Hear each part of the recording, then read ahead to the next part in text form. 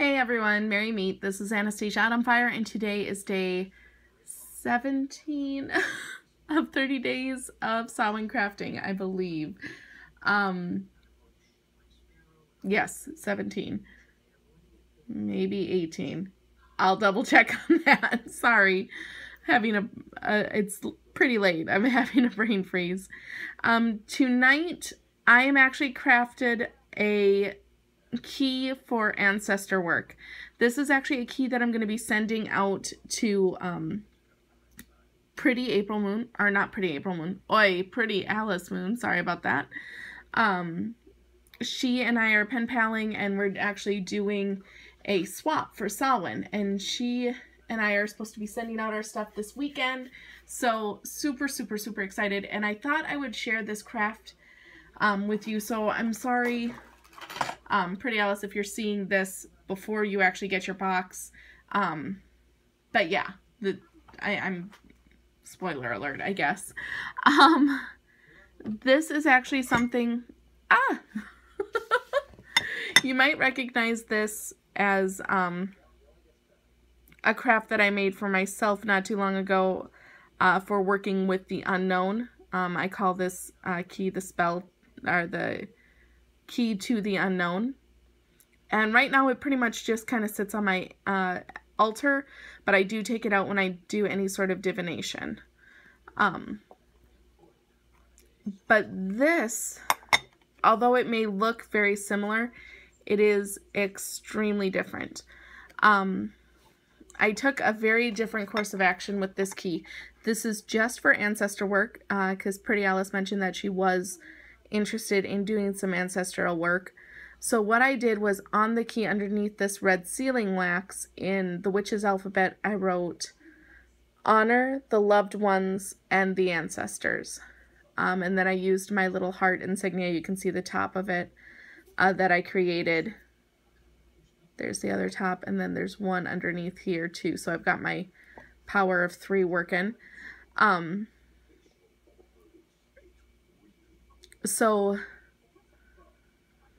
I have that underneath the sealing wax, and I kind of like the symbolism in that because it ingrains the spell into the key.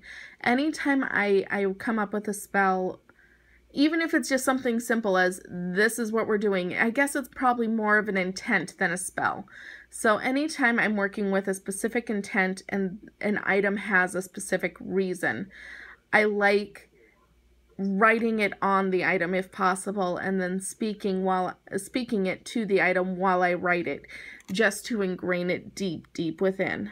And I like that it's covered with sealing wax, because then it becomes more secretive. And I think that's ultimately why I use the witch's alphabet so much, because it's something that just myself as the witch, and perhaps other witches will understand, but Joe Schmo down the street could look at it and just be like, okay, well, that's a bunch of scribbles. And not really get what it's about.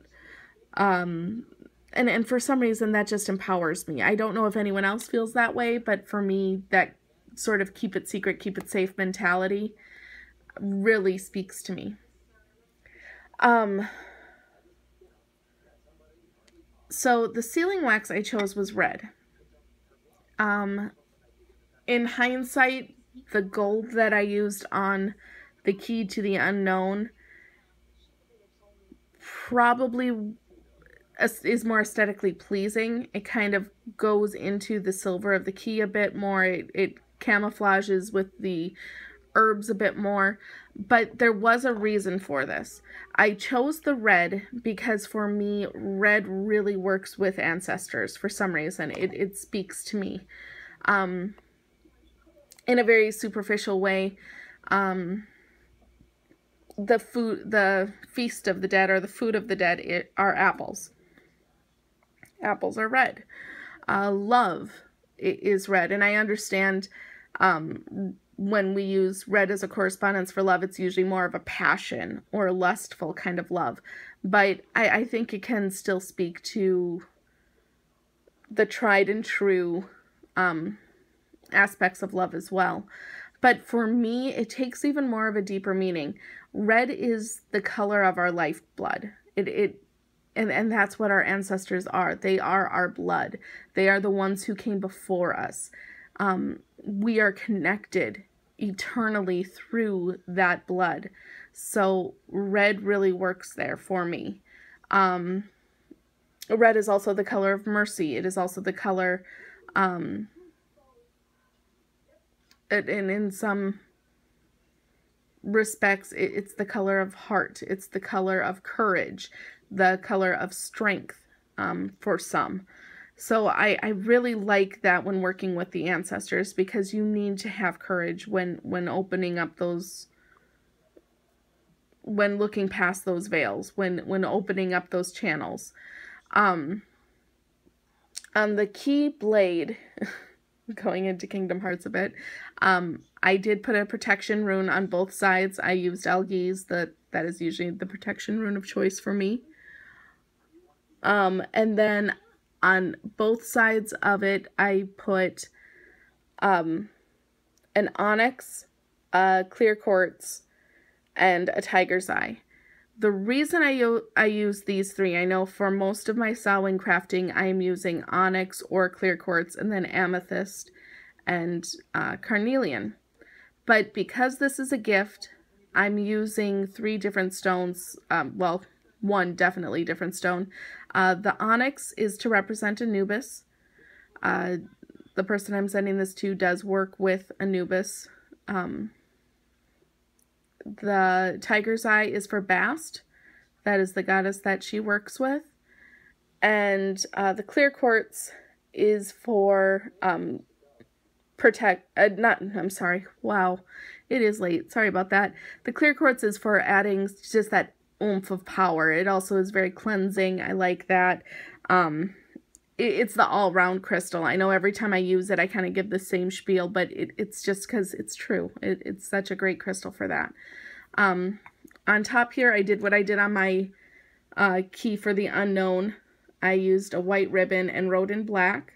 White for cleansing, black for protection and banishing. I want to make sure all negativity is pushed away. Anytime you're working with the ancestors, there's always that chance something comes through that you're not expecting. I want to keep that possibility far, far, far away. So I've got that spell written up here. And again, it kind of goes to that secret part, because using Sharpie on ribbon, the words, of course, blur together, so it just looks like, almost like a, sorry about that, a white ribbon with a black stripe through it.